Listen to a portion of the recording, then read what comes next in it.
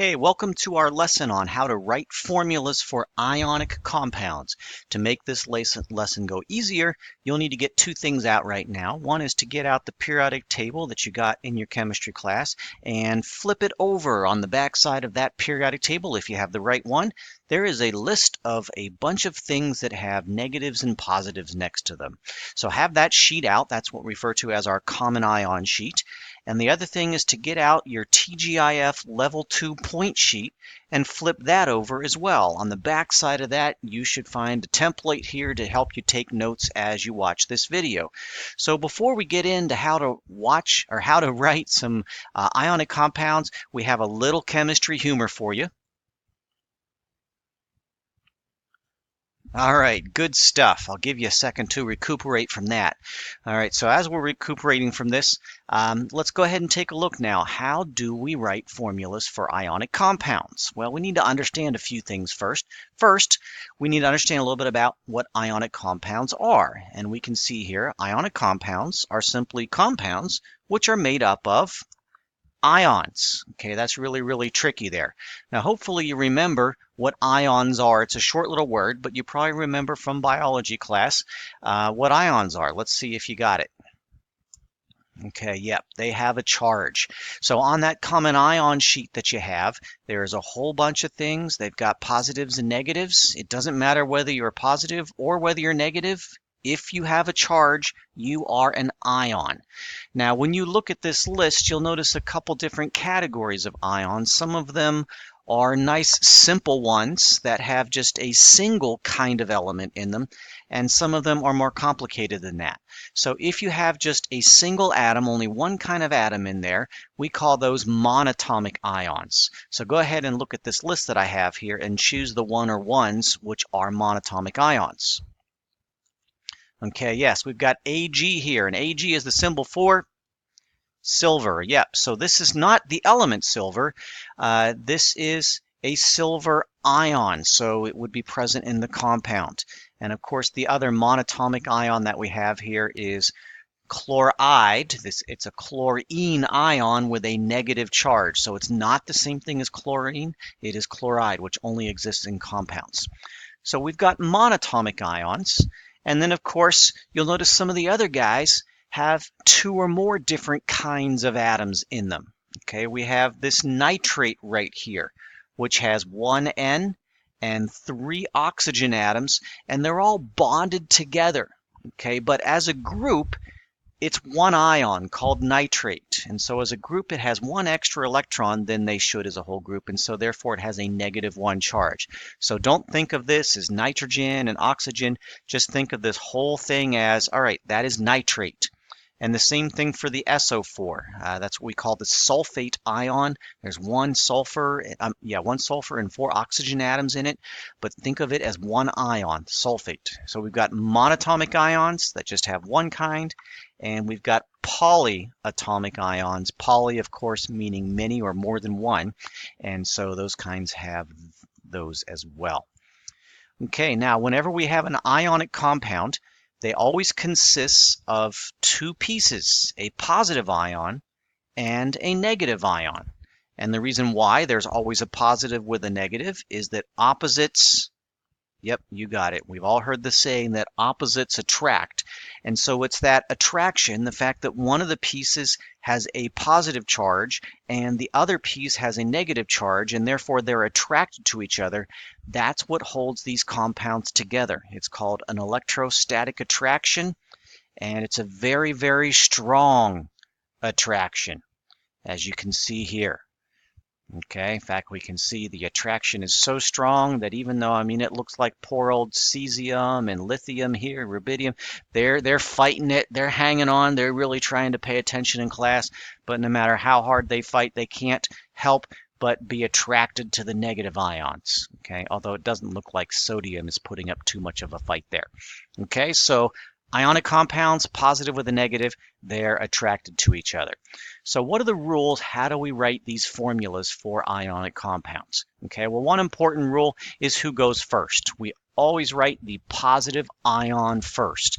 Okay, you might know the chemical formula for salt, or the chemical name for salt is sodium chloride. It's always written Na Cl. Okay, it has to be written that way because sodium is the positive ion, chloride is the negative ion. So we wouldn't write that formula ClNa. That would be incorrect, improper to write it that way. So positive ion is always written first. Now here's the other really, really important rule, is that all ionic compounds are neutral. So what does it mean when we say that a compound is neutral? Yep, it means that the sum of the charges, when you add up all the positives and when you add up all the negatives, they must add up to zero. Okay, and so whenever we're writing formulas, we always have to keep that in mind. That's the big thing for how we determine what the formula is. So you're only going to have two kinds of ions, but when you put these together, you may use as many of each ion as you need. So sometimes you might need two of the positives, but only one of the negatives. So the deal is you've got to get it to add up to zero. Okay. Now the other thing that can be a little tricky is sometimes when we write formulas, we have parentheses in these formulas. There's a bunch of examples there. You can see sometimes we have parentheses and sometimes we don't. So the rule is you only will ever need parentheses if there's a polyatomic ion in your formula, and you'll only ever need it if you have more than one of the polyatomic ions in your formula. So looking at these examples here, I've got magnesium and chlorine. Well, those are both monatomic. So I'll never need parentheses around magnesium or the chloride ion. Okay, in our next example here, I've got the ClO3. That's a polyatomic ion. It's chlorate. And apparently I needed two of those chlorates. And so we had to put it in parentheses with the two on the outside. Okay, our next example, we have this NH4, which if you look on your ion sheet, you'll see that is ammonium. And again, in this formula, we needed two of the ammoniums, so we had to put parentheses. So that's a big thing to pay attention to. When do you use the parentheses? When do you not?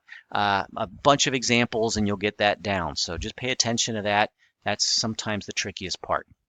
Okay, now writing formulas for ionic compounds. Sometimes this is really, really easy. A lot of times we have what I call perfect matches.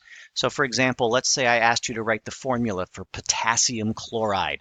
So you would whip out your ion sheet. You would look up potassium and see that, oh, it's K plus 1. Okay, it's not the same thing as the element potassium. It's the ion potassium.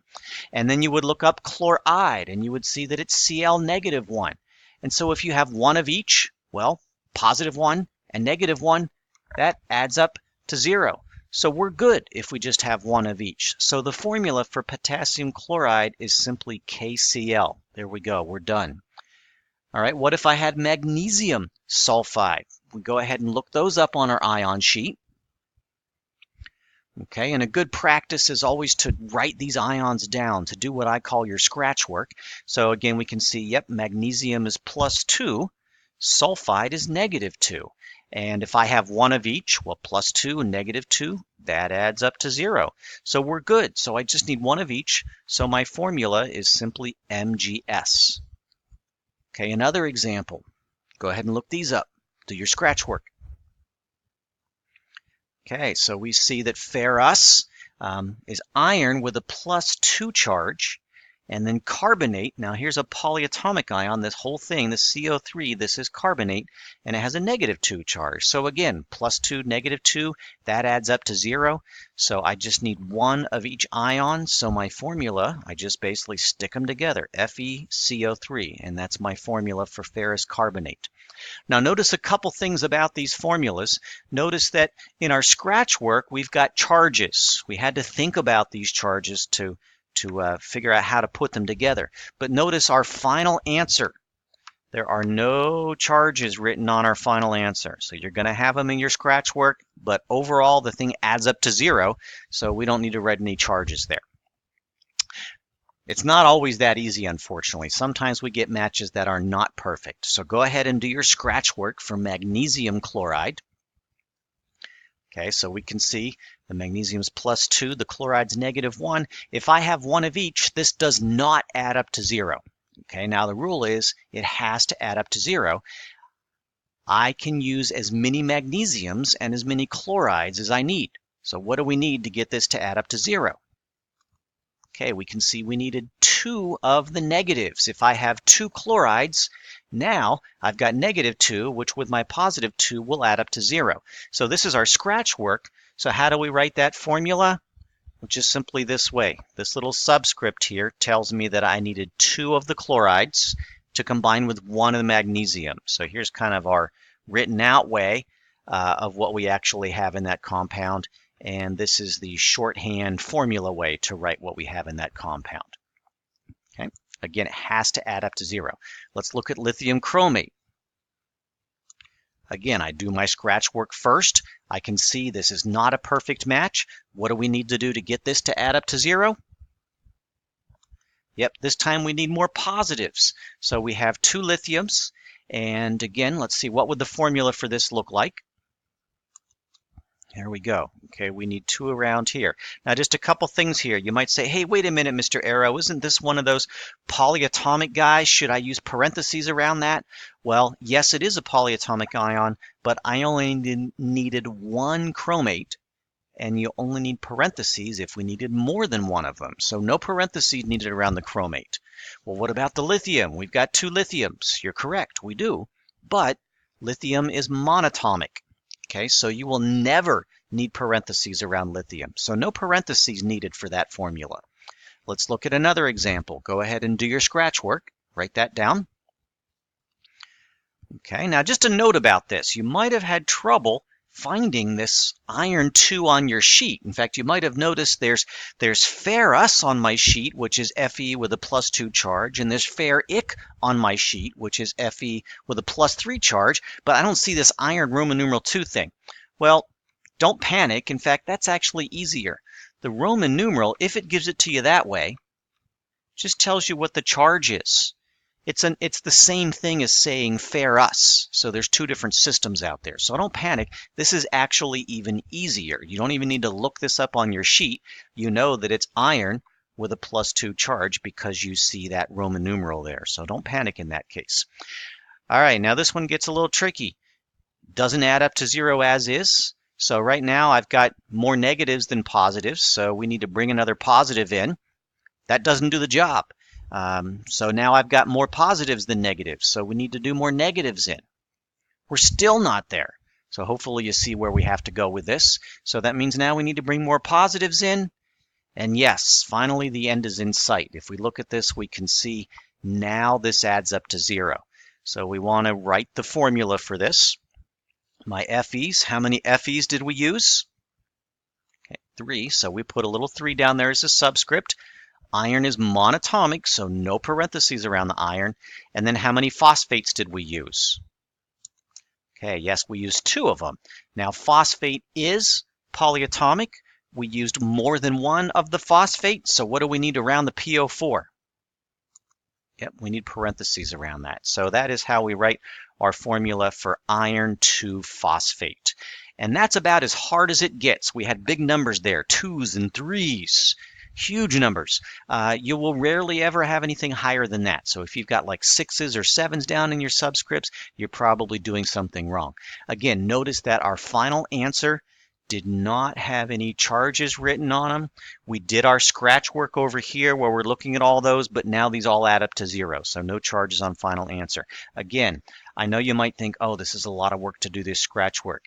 I strongly recommend doing this for a while until you get really good at writing these formulas. Okay, here's some examples. The program's going to ask you to write your answers in for these, so go ahead and type them in. We'll see how you do. Okay, hopefully you did pretty well with these. A couple of them that are a little tricky just to point out. The barium hydroxide can get a little bit tricky there. So hydroxide in particular, a lot of people forget to put parentheses around hydroxide, but it is polyatomic even though there's no numbers. And I needed more than 1. I needed 2 hydroxides, so it's got to have parentheses. I call this the rookie mistake. So if you miss that one, that's okay today. You're a rookie today, but keep your eye on it. You don't want to be making that mistake more often. Ammonium is also polyatomic, so we needed 2 of them here. So my formula is this. And then we have the iron 3 sulfite. Again, be careful. There's lots of things that sound the same on your ion sheet. There's sulfur, sulfate, and sulfite, so make sure you're using the right one.